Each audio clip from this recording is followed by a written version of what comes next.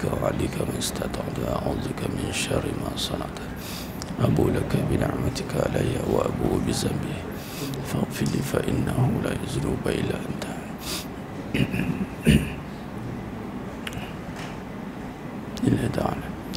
Assalamualaikum warahmatullahi wabarakatuh. Bismillahirrahmanirrahim. Innal hamdalillah nahmaduhu wa nasta'inuhu wa nastaghfiruh wa na'udzu billahi min shururi anfusina wa min sayyiati a'malina. May yahdihillahu fala mudilla lahu wa may yudlil fala hadiya lahu. Asyhadu an la ilaha illallah wahdahu la syarika lah wa asyhadu anna Muhammadan abduhu wa rasuluh. Allahumma salli ala Muhammad wa ala ali Muhammad. Rabbi yasir wa la tu'asir, Rabbi tammim bil khair, Rabbi shrah li sadri wa yassir li amri wa hlul 'uqdatam min lisani yafqahu qawli. Allahumma aftah alaina hikmataka wanshur alaina min khazaini rahmatika ya arhamar rahimin. Al-malikul quddus as-salamul mu'minul muhaiminul azizul jabbarul mutakabbir. Subhanallahi amma yushrikun. Huwallahul khaliqul bari'ul musawwiru lahul asmaul husna. Yusabbihu lahu ma fis samawati wal ardh. Wa huwal azizul hakim. Wala hawla wala quwwata illa billahil aliyyil azim. Amma ba'd. Sedang jemaah mati Allah Subhanahu wa taala, para tetamu-tetamu Allah yang dimuliakan pada pagi yang penuh barakah ni. Mudah-mudahan kita semua tergolong dalam golongan hamba-hambanya yang benar-benar bersyukur. Amin ya rabbal alamin. Hakikatnya senang jemaah mata Allah SWT ataupun secara kenyataannya Allah kata sedikit yang bersyukur. Sebab tu kita kena berharap sebenar-benarnya menjadi hamba-Nya yang bersyukur dengan disertai dengan doa yang sepenuhnya. Nabi minta, kita tahu makam kita, makam Nabi minta, Allahumma a'inni ala zikrika wa syukrika wa husna ibadati. Syukur datang dengan ingat, bukan dengan sebut. Ingat datang dari hati, bukan dari lidah semata-mata. Sebab tu lidah ini nanti di akhirat nanti dikunci, ditutup rapat. Kerana lidah ini dia boleh jadi lidah bercabang, lidah tidak bertulang. Pada itulah datang kebaikan nanti, pada itu juga datang keburukannya. Luqmanul Hakim dalam menunjukkan hikmah ataupun pengajaran dua anggota badan yang padanya itu ada kebaikannya dan padanya itu juga ada keburukannya. Itulah hati dan lidah. Dan hati kita tidak boleh ukur. Jauh sekali kita nak menilai hati orang. Macam mana hati sendiri pun tak boleh nak nilai. Kita tak tahu makam hati kita. Tetapi ada pensyariatan dia, ada je punya ukur timbang tara dia. Jadi syariat yang ada itu menguji hakikat, syariat yang di luar ini menguji hakikat di dalam. Solat itu menguji apa yang ada dalam hati dia. Bagi orang yang dalam hatinya ada dunia, solatnya berat. Wasta'inu bis sabri was salah wa innaha lakabiratun illa 'alal khashiin. Minta tolonglah dengan sabar dan solat. Sabar itu iman, solat itu amal. Sabar itu daripada nama Allah, sabur. Asma Allah, asmaul husna. Jadi sabar ini dibangunkan dengan mesti dengan faham iman. Iman pula bukan sekadar sebut, malah sebelum nak sebut tasdik dulu. Apa makna tasdik? Benar. Benarkan dengan hati. Tasdiqu bil qalbi, membenarkan dengan hati. Jadi penerimaan yang pertama itu dengan hati. Sebab itu berhati-hati. Seruan berhati-hati ini diseru berkali-kali, menjadi rukun dalam khutbah pula tu. Ittaqullah ittaqullah, takwa. Yakni berhati-hati dalam kita menzahirkan apa yang kita keluarkan, bimbang-bimbang tak sama apa ada di dalam. Tu berhati-hati. Sebab itu Nabi minta, dan doa ni dihadamkan, dilumatkan. Sebab doa yang tidak ditinggalkan. Sebab makam kita makam lupa. Lupa yang paling besar, lupa diri. Lupa diri, aku ni dekat mana ni? Dekat mana ni? Dekat dengan Allah atau jauh daripadanya? Lupa letak diri dia kat mana. Lupa nasiah manusia, lupa. Dan bantuan Allah itu dengan mengingatkan. Ingat yang paling besar yang kita kena minta, ingat Allah. Dan ingat itu bukan sekadar dengan sebutan. Bukan sekadar dengan sebutan. Ingat, bukan sekadar, bukan bermaksud tak sebut. Kadang-kadang dia tak faham, kalau macam tu tak sebut dah. Syariat itu wajib. Syariat tu makam wajib, makam asbab ni makam buat, kena. Tetapi nak bagi tahunya, kita buat bermula dengan apa? Dia bukan tiba-tiba af'al, dia bukan tiba-tiba bergerak, dia mesti ada niat. Malah inna a'malu bin niat. Setiap perkara Nabi kata bermula dengan niat, dan kita akan dapat apa yang kita niat. Dan persoalannya di sini adalah, adakah niat kita itu benar? Adakah niat kita itu benar? Sebab tu dalam konteks penterjemahan luaran itu ada kaedah yang kita mungkin tidak boleh menghukum daripada luaran semata-mata. Tidak boleh menghukum semata-mata. Sebab tu kita kena panggil, kita kena musyawarah, kita kena muzakarah, kita kena tanya. Kita tidak boleh sewenang-wenang, sebab benda itu ada jemna cerita di sebaliknya, kita tak tahu. Jadi nak perbetulkan niat ini adalah amalan yang besar. Kita ingat perbutukan luaran saja amalan yang besar. Dah. Kata Imam Syafi'i rahimahullah ta'ala dalam perbahasan ini, kita masih berbincang dalam lisanul haq. Lisanul haq, kalam-kalam kebenaran. Kita nak perkemahkan lepas kita mempelajari hakikat, yakni iman, kemudian kita perbetulkan, perkemaskan dengan kalam, perbaikikan dengan syariat. Syariat ni apa yang kena perbetulkan dulu ini? Mula-mula sikit tu lidah. Dalam kata Imam Syafi'i rahimahullah ta'ala, langkah atau tugas pertama bagi seorang hamba yang ingin taat kepada Allah, langkah tugas pertama, the first SOP, dan bukan the first dan selama-lamanya SOP ni berlaku. Apa dia? Hendaklah mempelajari niat. Bayangkan, niat pun nak kena belajar, Ustaz. Bukan sebut ke? Tu dah pandai sebut, tu sebut niat. Itu lapas niat, itu kan wajib. Niat ni lintasan, atau lebih makna tepat, kefahaman dia. Tujuan dia ke mana? Qasad. Tujuan dia ke mana? Kalau niat dalam kehidupan, bukan setiap benda nak kena niat. Kejap lagi jalan, niat. Apa hal kamu lambat jalan? Niat, Ustaz. Jenuh itu macam tu. Setiap benda tu bukan diukur dengan lapar. Memang dalam rukun, kalau ibadat yang khusus, senanglah kita nak. Okey, niat ibadat khusus. Dia panggil pun lafaz niat, yang rukunnya niat. Dia panggil rukun qalbi. Tapi kalau pergi kepada ibadah yang besar, umum, yakni kehidupan, kul inna salati wa nusuki wa mahyaya wa mamati. Hidup nak niat kat mana? Ni hidup tu nak niat bubuh kat mana? Itu maksudnya niat tu, maksudnya qasad, ini tujuan. Kalau dalam organisasi ataupun company ke, visi dia panggil. Visi kita ke mana? Kalau tak ada visi, tak adalah misi. Misi tak ada, objektif pun tak ada. Visi.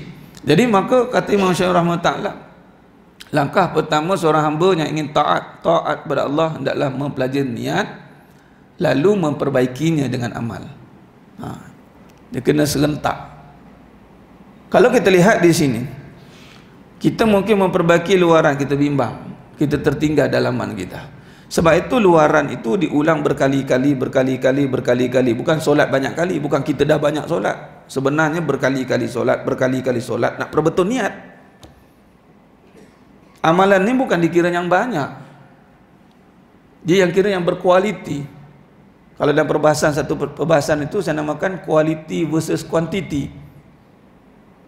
Iblis amalannya banyak tapi tak ada kualiti. Sebab apa? Sombong. Hancur, lebur semua amalan dia. Habis. Puluh ribu tahun itu habis, tak dikira. Bayangkan. Jadi mana yang kita tekankan? Kualiti. ISO, man. ISO. Dalam Islam tu dah ada dah ISO, dia panggil apa? Ikhlas. Jadi nak berbentuk ikhlas ni dia kena, orang Jawa kata practice make perfect lah. Tu orang Jawa kata. Pagi-pagi datang ni, pening-pening datang ni. Untuk apa ni? Nak bina ikhlas lah. Sedekah berkali-kali. Kenapa banyak kali buat? Nak bina ikhlas lah. Nak bina, nak capai makam ikhlas tu. Yang mana kita tak tahu bila sampai. Kalau tak tahu bila sampai, buat je lah. Malah kita boleh buat perbandingan. Ada ukur dia. Ukurannya adalah perbuatan kita itu tidak dikait dengan makhluk. Makna kata seorang-seorang pun dia buat, ramai-ramai pun dia buat. Macam itulah perbandingan dia. Mudah cerita macam tu. Kata Tuan Guru Almarhum Datuk Abah Sandin Alafi, kita tanya dulu masa ni duk pergi umrah dengan dia tu, orang tanya bab ikhlas, dia bagi contoh kat pakaian dia. Dia cakap apa? Ni sekarang pakai macam ni, waktu tu kita tengah muzakarah dekat luar, pakai kopiah, pakai seban. Sembahyang seorang pakai macam ni tak? Katanya. Pening aja jawab kan. Silap pagoda koyak pakai. Alah, bukan orang nampak pun. Tu sangkut.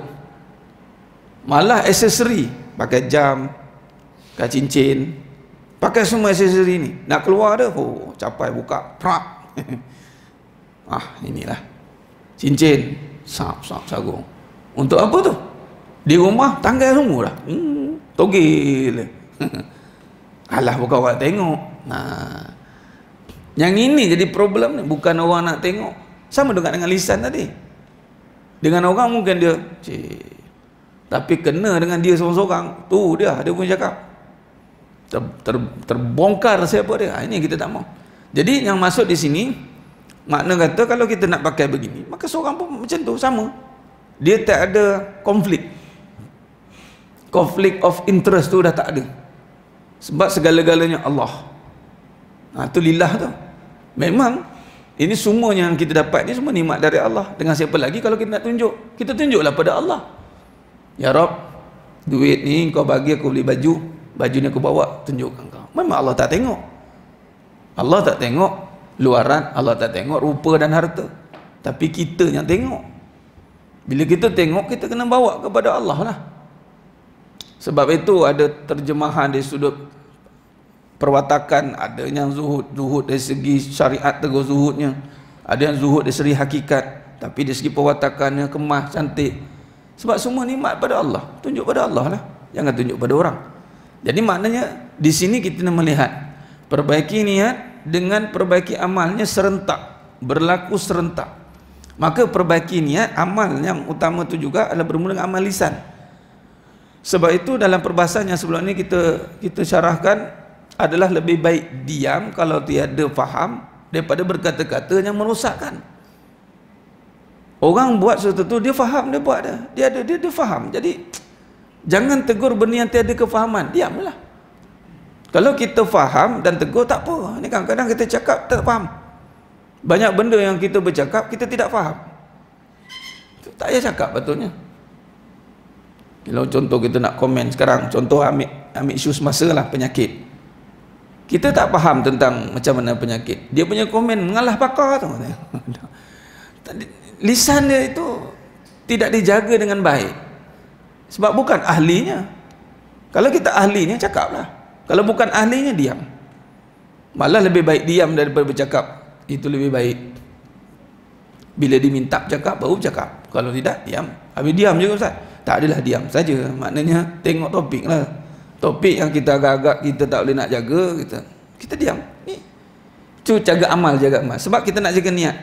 Kadang-kadang kita bercakap tidak apa yang ada di dalam hati kita, maka kita banyak akan dusta. Pendustaan itu akan berlaku. Pendustaan, apatah lagi pendustaan di dalam agama, tu lebih parah. Sebab tu kena jaga-jaga. Sebab tu mesti merujuk kepada, mesti ada torik dia, mesti ada jalan bercakap tu. dia ada tabayun, dia ada jalan, dia tarik pada sunnah Rasulullah SAW, pada Quran dan sunnah. Mesti tak ada dua ni, tak ada. Kalau bercakap tu mesti dia ada susu. Kalau tak sampai, diam je. Wallahu a'lam. Kan senang. Wallahu a'lam. Lepas tu cari jawapan, tak ada masalah. Bila tahu jawapan, amalkan, betulkan dengan amalan. Begitu tuan-tuan. Sedang jemaah mata Allah SWT. Sebab tu balik tadi, Nabi minta syukur, Nabi minta. Sebab dia berkara dalam hati ni. Hati ni Allah pegang. Bila kata Allah pegang, iblis pun tak pegang. Kalau Allah bagi iblis pegang hati ni, nescaya balik awal kita semua. Sebab dia akan menyerang manusia habis-habisan. Habis-habisan, all out. Maka hati ni Allah pegang. Bila kata Allah pegang, tiada alasan lah kata tak boleh sepatutnya. Kadang-kadang orang mengatakan, tak boleh Ustaz, saya dah macam ni, nak buat macam mana, saya dah macam ni, mana boleh. Sebab hati tu Allah pegang. Bila Allah pegang, minta pada Allah. Ud'uni astajib lakum. Tu dah blanket approval tu. Ud'uni astajib lakum. Mesti Allah makbulkan. Nak pula minta benda yang baik. Sebab tu tadi bila kita berjaya berada pada makam yang benar-benar benar, yang mana lisan kita seiring dengan hati kita. Sebab tu hati ini dibangunkan dengan iman. Iman itulah yang benar, tiada melain benar, melainkan benar-benar belaka. La ilaha illallah Muhammadur Rasulullah kalimatul haq alaiha nahya wa alaiha namut. Padanya kita hidup, padanya kita mati. Kebenaran itu yang nak kita bina dari jiwa kita supaya segala gerak-geri kita itu terpelihara. Kata ulama di sini dalam bab lisanul haq ini, atau dalam perincian pada as-siddiq dipanggil, barang siapa yang kebenarannya tidak jelas. Ini bila sebut benar, ingat tuan-tuan, bila sebut benar saja hati, belum lisan. Lisan tidak dikira benar. Lisan hanya membenarkan. Sebab tu kadang-kadang dia boleh sebut Allah, tapi benarkah dia sebut Allah itu? Wallahu alam. Kita hanya ambil luaran, katalah Allah, okey, khalas. Tapi Allah Maha mengetahui benar tidak, dengan cara apa? Allah uji. Sebab tu ujian ni penting tuan-tuan. Contoh kita cerita lagi isu semasa penyakit. Bila dalam hati tu ada Allah, maka ketika Allah datang ke ujian syariat tu, penyakit tu syariat, maka dia akan nampak hakikat. Apa nampak hakikat? Nampak penyembuhan. Dia tak akan nampak lebih jauh, malah minta simpang, nampak sesat, khurafat. Dia nampak benda, nampak orang, nampak dia jauh makin sesat. Ni kau pakai ni, tangkal ni bagus ni, ni mencegah ni. Habis semua benda dia nak pakai. Contoh. Tapi bila Allah uji dia sebut Allah, tapi bila Allah uji sekali lagi, ada tak Allah dalam hati dia? Macam mana nak tahu ada Allah dalam hati dia? Adakah dia lebih taat atau dia makin jauh dengan ketaatan? Itu je. Syariat buatlah, makanlah ubat 1 ton dram pun tak kisah, makan, tak ada masalah. Mandi dengan sekali alkohol boleh, mandi sekali. Tapi nak tengok lepas dia buat syariat itu, adakah meningkat taat dia? Atau taat dia makin kurang? Sebab tu dalam penyakit ada penyembuhan. Allah uji, nak tahu kita kata bismillahillazi la yaduru. Sebut sedap cakap ni. Masmi syai'un fil ardi wala fis sama wa huwas samiul alim. Pum Allah bagi penyakit. Menyanda je Allah ni. Nak cari siapa? Adakah dia nak cari Allah on time solat, atau dia tak apa kata. Sama juga dengan ujian duit. Ketika Allah bagi tak ada duit, nampak siapa? Ada orang nampak makin jauh, pum, makin sesat dia.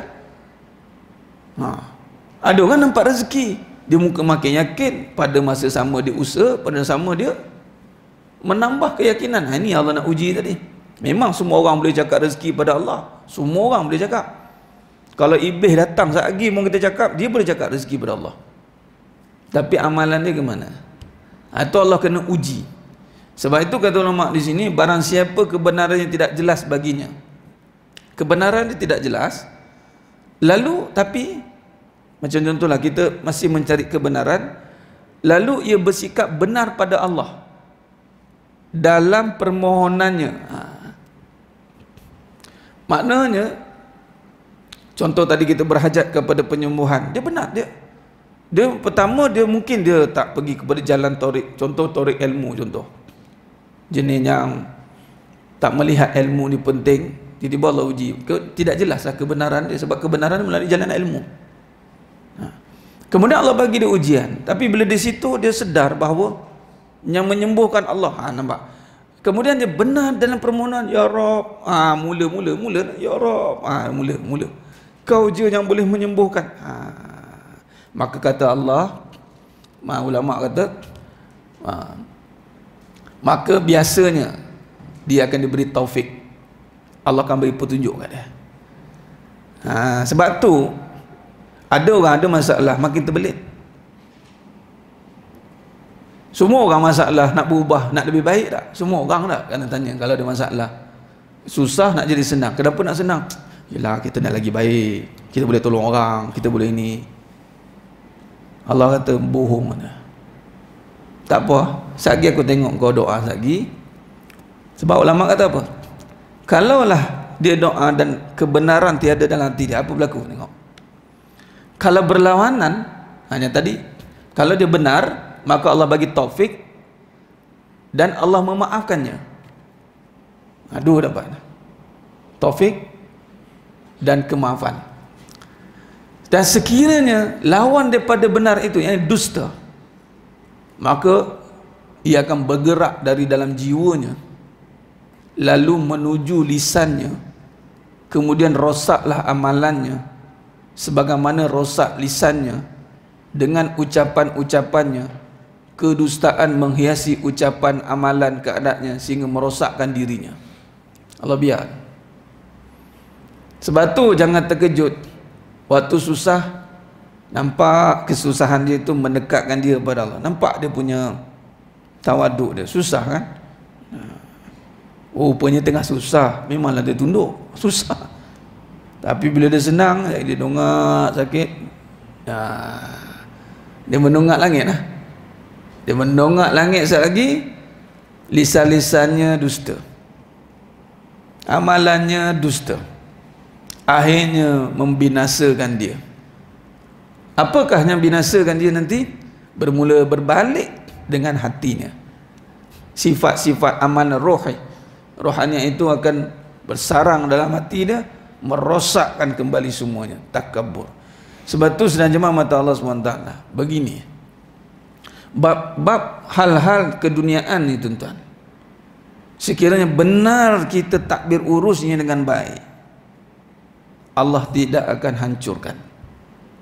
Ni kita dah bahas panjang lebar dalam hakikat kehidupan dalam surah Al-Jin ayat 16. Kita perhati baik-baik contoh-contoh yang mereka benar di dalam pelaksanaan, yakni benar di dalam hatinya, lalu benar di dalam pelaksanaannya, maka era kegemilangannya bertahan sampai bukan ke dunia, syurga Allah bagi. Contoh, selalu saya ulang kisah ni, Sayyidina Osman bin Affan radhiyallahu an. Bagaimana dengan hanya sebuah telaga, tuan-tuan? Hanya sebuah telaga, modal kecil ya. Tetapi dengan modal yang kecil, biasa tuan-tuan mungkin di sini yang ada otai-otai yang ada bisnes, modal kecil, tetapi at the end tuan-tuan, triliuner sampai sekarang 1400 tahun punya harta masih ada. Tolong cari kerajaan mana yang masih bertahan sampai sekarang. Kerajaan yang mana harta lah. Kerajaan ni ukur dengan harta. Tengok, semua bungkus tuan.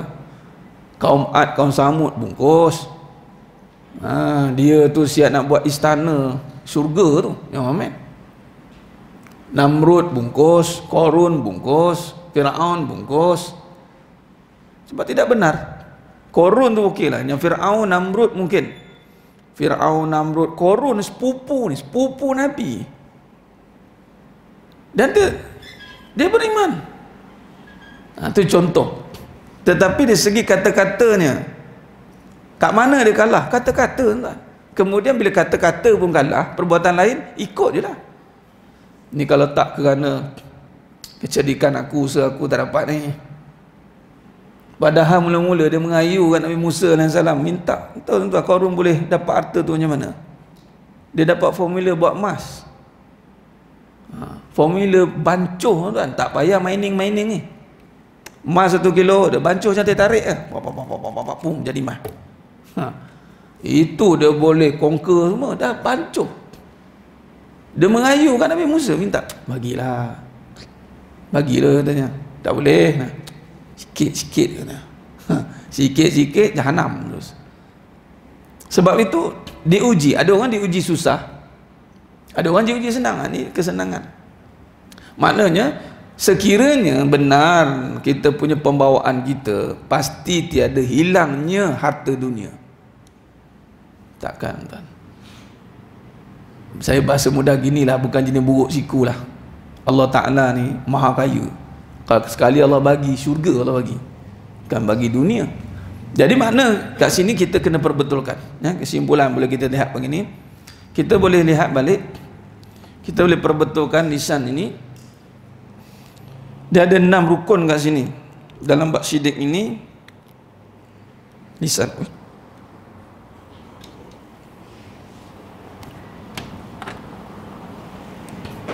sebab amalan amalan.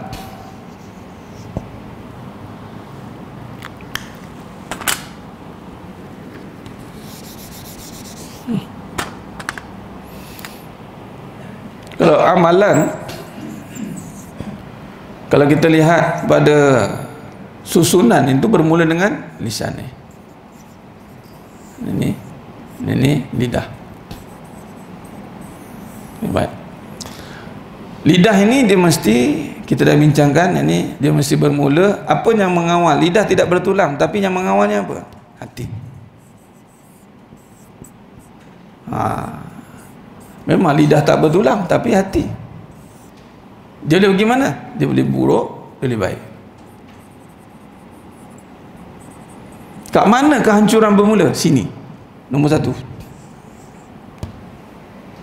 Sebab apa bermula kat sini boleh dikira hancur? Sebab dia dikait dengan hati. Sebab bermulanya lisan dengan hati. Sebab tu berhati-hati. Dia tidak ada bicaranya tanpa niat, mesti dengan niat. Kalau ada guru saya kata mesti dengan niat, mana ada tanpa niat? Sama ada niat dia baik atau buruk, tu je lah. Jadi yang memegang lisan yang lidah. Maka di sini rukunnya. Yang pertama itu adalah benar di dalam ucapan. Ni. Dan bila kata lisan atau lidah ini, dia memegang semua af'al lah. Dia akan memegang semua af'al. Af'al ni perbuatan. Okey, dia akan pegang lisan. Seperti rukun qaulinya, dia akan menentukan diterima atau tidak itu nanti. Dia tengok lisan dia. Jadi rukun yang pertama di sini benar dalam ucapan, yang mana dikaitkan balik kebenaran pada hatinya. Apa yang nak kita benarkan di sini? Iman, tauhid lah. Setiap apa yang kita lihat, juga ada nanti dengan penglihatan. Lisan kita ni kita lihat, mesti ada benda yang kita tengok. Okey, yang ini kita pun dah bincang sebelum ni. Bila kita lihat, pastikan lihat itu mesti berbalik pada hati juga. Apa yang ada dalam hatinya, itu yang akan dia lihat. Sebab tu penglihatan mata hati. Bila dia lihat, tapi kalau tertutup hati dia, maka lihat itu hanya dunia, luaran saja.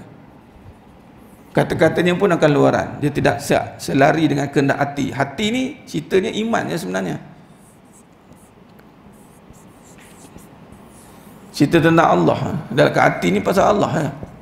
Kalau tak ada Allah, maka tiadalah dia. Dia tak cakap-cakap. Maknanya dia bukan bercakap hati. Yang pertama. Yang kedua, katanya di sini, benar dalam keinginan. Bila dah benar dalam ucapan, dia akan benarkan keinginan dia. Keinginannya apa pula ni? Benar keinginan bermaksud kehendak dia. Dia akan benarkan kehendaknya ni, mengkontrol nafsu dia ni, kehendak. Bila dah betulkan hati dia, maka nafsunya akan ikutlah. Benar dalam nafsunya, kehendak. Baik. Bila kata benar dalam nafsunya, apa maksud? Dia hanya berkeinginan kerana Allah, kehendak bukan kerana dunia, ikhlas. Ini perbahasan ikhlas tadi. Sebagai nafsul mutmainnah. Ada orang dia kalau tidak jaga nafsu ini, kerana apa dia tidak boleh jaga nafsu ini? Kerana dia tidak berjaga lisan dia. Biasa begitu. Kalau dia jaga lisan dia, insya-Allah dia boleh jaga kat sini. Sebab tu sebelum apa-apa, astagfirullah, dia akan astagfirullah dulu, dia stopper kat situ, maka nafsu dia akan stop. Dan yang ketiga di sini, benar di dalam azam. Dia ada, bila dia ada keinginan, kemudian benar di dalam azam pula, yakni kesungguhan. Okey, baik. Kesungguhannya ini diarahkan kepada ketaatan.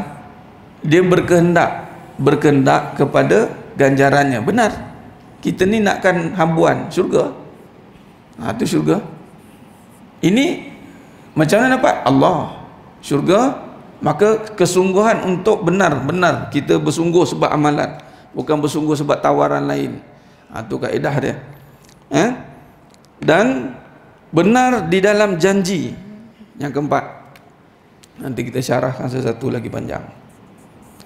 Apa maksud benar dalam janji ini? Okey, baik. Bila kata masih berbicara soal benar, maka janji yang dikatakan di sini adalah janji yang kita nyatakan pada Allah. Janji kita apa? Kita janji apa dengan Allah? Alastu bi rabbikum? Qalu bala syahidna.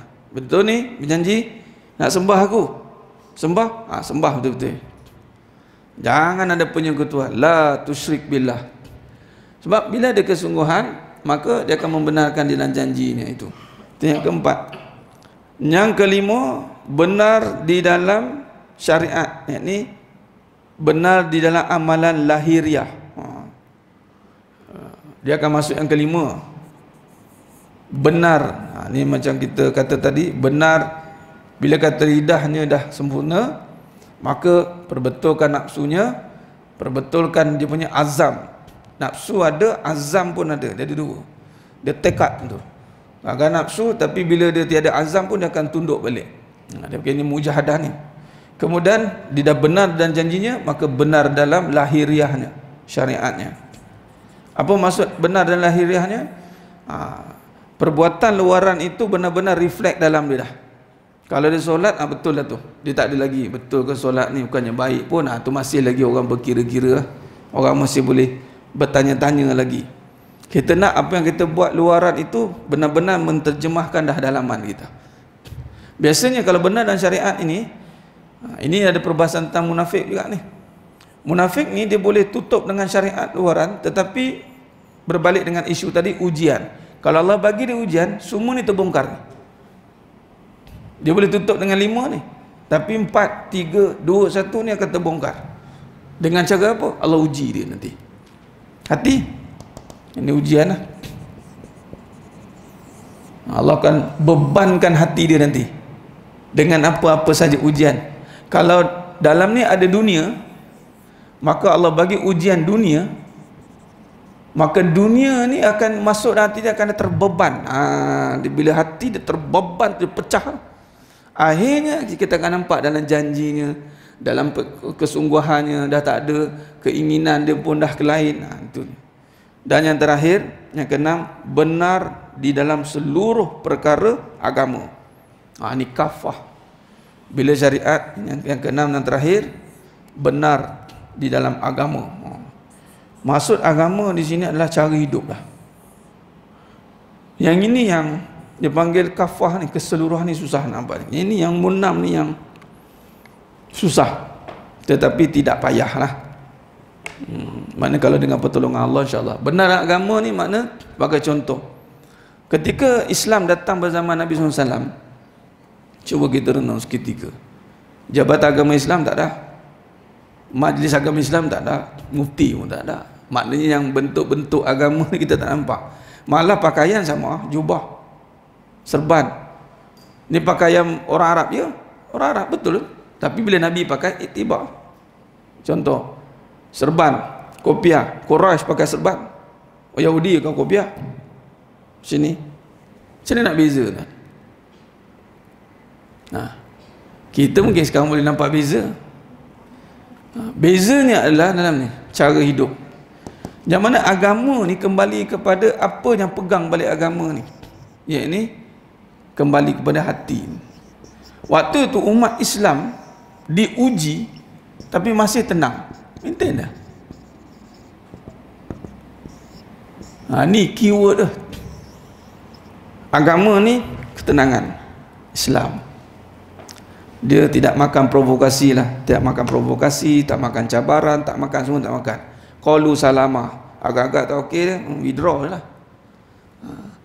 Sebagai contoh dalam ialah suami isteri kan. Sebab tu dalam konteks suami isteri ni, contoh ni sebagai contoh agama. Adakah dikatakan hidup beragama kalau asyik bergaduh saja? Adakah dikatakan hidup beragama kalau asyik bergaduh je? Kejap-kejap pum gaduh, jajak bergaduh, jajak bergaduh, jajak konflik. Awak solat ni, awak solat, awak sedekah, tapi oi, dia punya gaduh boleh tahan? Halal ustaz, biasa dah tu. Habis dah. Habis lah, sedang lidah pun dah tergigit. Ni suami saya gigit terus sana. Itu bukan agama. Agama ini adalah qaulu salama. Sebab tu ada pensyariatan untuk talak. Daripada memburukkan nama agama, daripada kamu buat benda tak betul, talak. Itu sebenarnya. Sebab tu dia panggil persefahaman. Agama ni adalah faqihu wa fiddin, faham. Bila ada orang ada faham, dia tak bergaduh dah. Dia faham. Yang penting faham tak apa yang kita buat tu. Sebab tu kita kena ada ilmu. Kita tengok dia buat, faham. Jadi okey lah, faham. Dia dengan cara dia faham. Selagi mana tidak lagi daripada akidah, okey. Nak pening-pening. Contoh, itu beragama. Ini panjang lah pembahasan ni. Jadi sila imam mata Allah SWT, saya cukup setakat tu perbincangan kita pada pagi yang penuh berkah ni. Mudah-mudahan apa yang kita bincangkan pada pagi ini insya-Allah diberkati oleh Allah SWT dengan berkat nama Nabi SAW, dengan nama Allah yang Maha Pemurah lagi Maha Mengasihani, insya-Allah memilih kita semua yang hadir pada pagi ini insya-Allah dimasukkan dalam syurganya tanpa hisab. Amin ya rabbal alamin. Aku lu qouli hadza wa astaghfirullah azim wa lakum wa billahi taufiq wal hidayah. Assalamualaikum warahmatullahi wabarakatuh. Tangguh dengan tasbih farah dan suratul asr. La ilaha illa Allah. Wallahu a'lam.